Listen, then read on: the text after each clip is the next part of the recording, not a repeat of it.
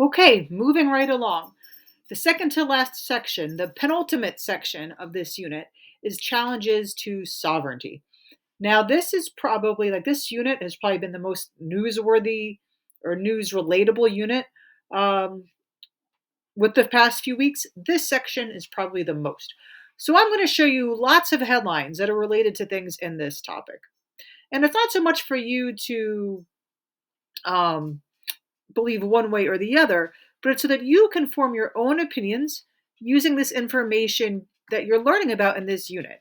And hopefully, this will make you more educated to make an opinion and to have discussions and possibly take action one way or the other when it comes to these things. So, what are challenges to sovereignty? So, like I mentioned, there's lots of things in the news with us challenging the sovereignty of Denmark over Greenland. What about the Panama Canal? Also, why was there an executive order to withdraw from the Paris Climate Accords, right? Uh, all this relates to this unit. So, three main things we're going to talk about with this is devolution, supranationalism, and excuse me, I can't talk right now. Democratization. All things we've talked about before. And if you need to go back and remember, hey, if you don't remember what devolution is, go back and see the previous video. So let's look at these three things in very simple terms now, nothing too provocative.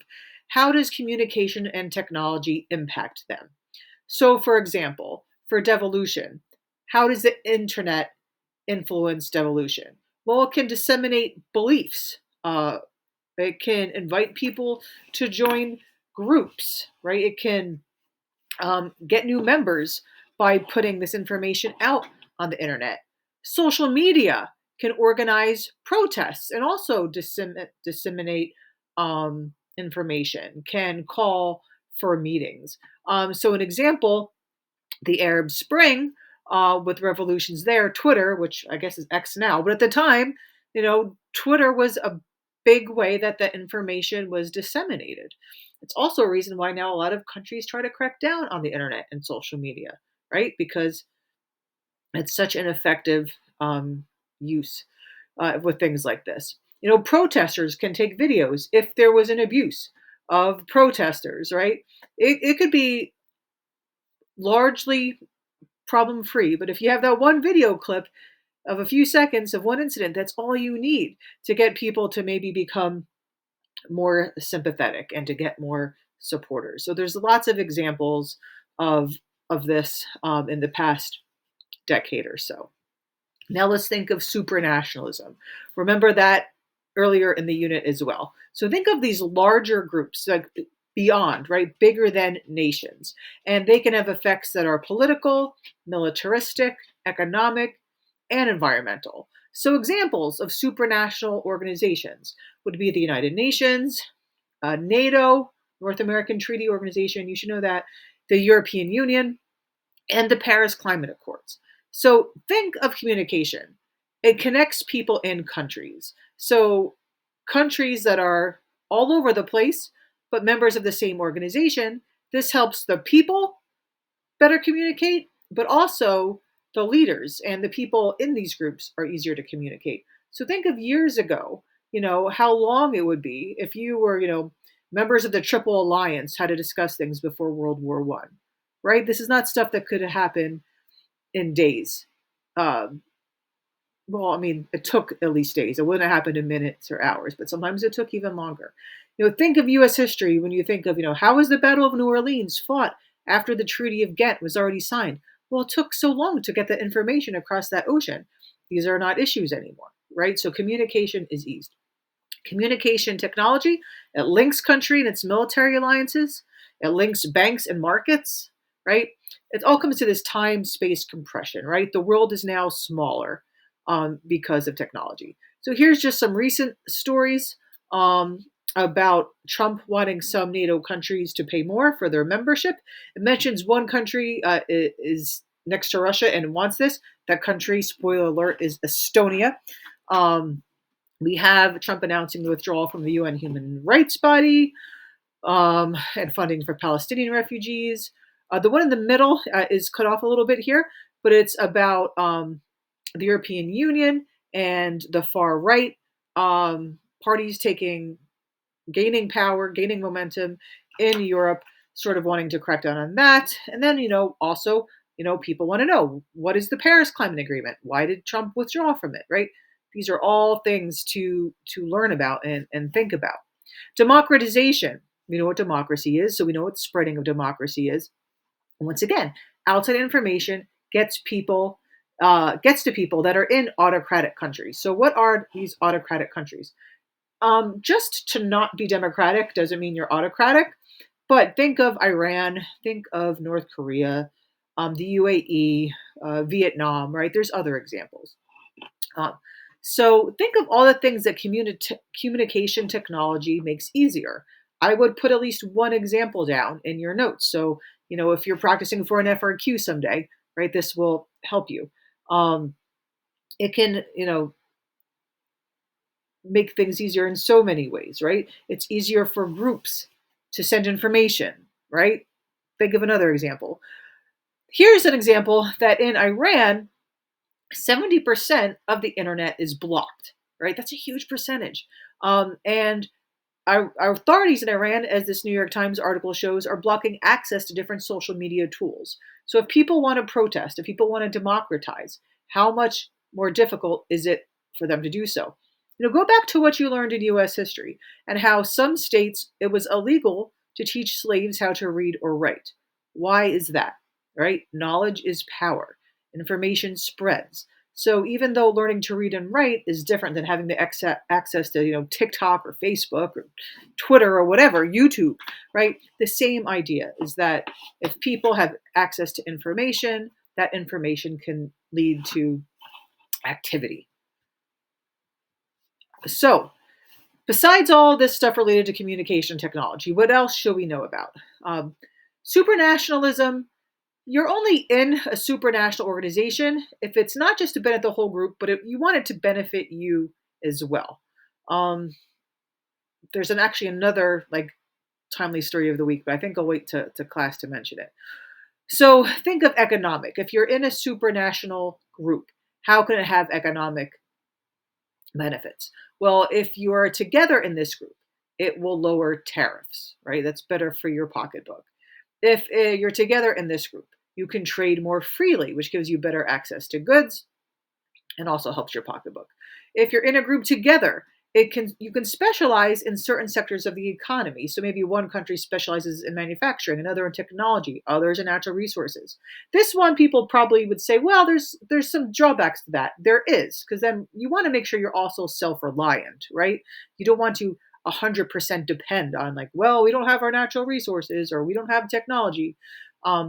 But if you can each put what you're the best at together, hopefully that will help your pocketbook as well.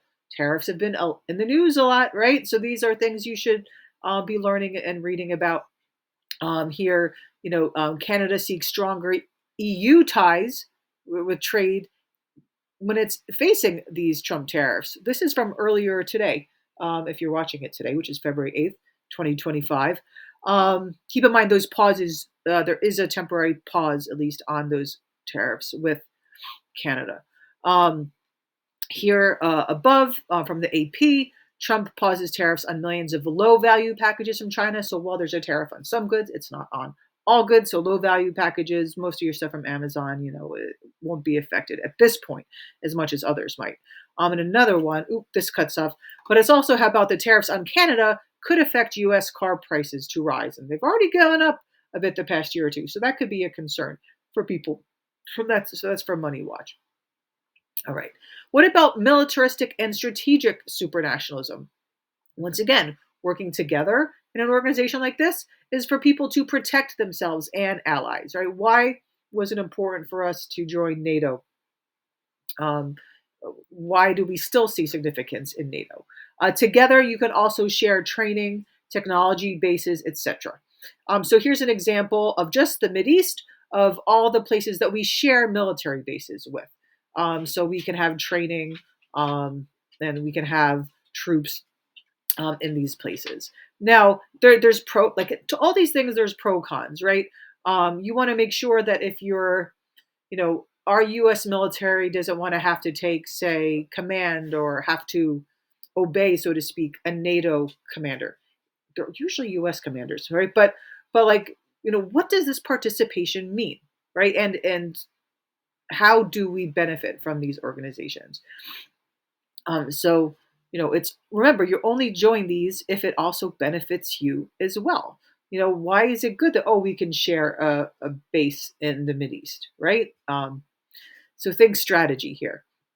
Environmental supranationalism, right? If you cooperate on issues, it is important to do so because environmental issues transcend political borders, right? Uh, when you had Chernobyl in the Ukraine, winds blow, you have nuclear air, so to speak, that went on beyond the Ukraine, right?